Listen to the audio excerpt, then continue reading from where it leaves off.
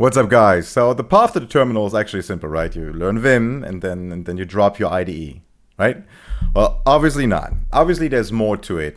So why can't you just learn Vim and be good for all? Well, first we have to look at Vim and what it actually is. Well, Vim is a text editor in the terminal that lets you edit and navigate through code.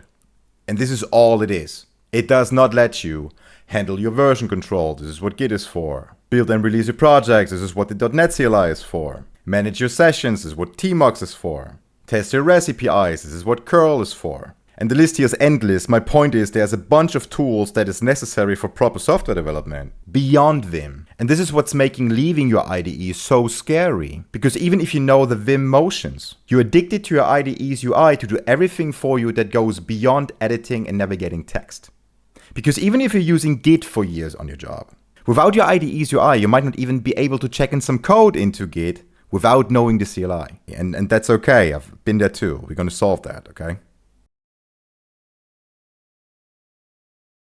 That being said, welcome to the CLI Essentials miniseries.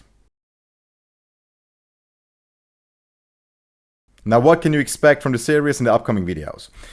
I'm a .NET consultant with 8 years of enterprise experience. I was never a big fan of endless masturbation over unnecessary information. I believe you don't need to know everything about Vim to use it in production, actually. And I believe that is true for any other tool out there as well. And that is why I data mined my terminal history of the past 6 months to determine what I actually do at work every day, most of the time.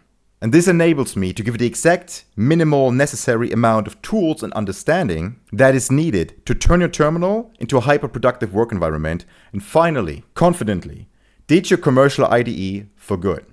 And the tools that you actually need to understand to ditch your IDE good enough are Zish, tmux, FZF, .NET if you're a .NET developer, and Git.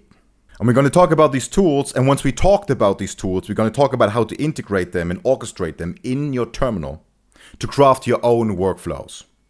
So stay tuned for more videos. I'm going to see you in the next one when we talk about Zish. Have a lovely week. Bye-bye.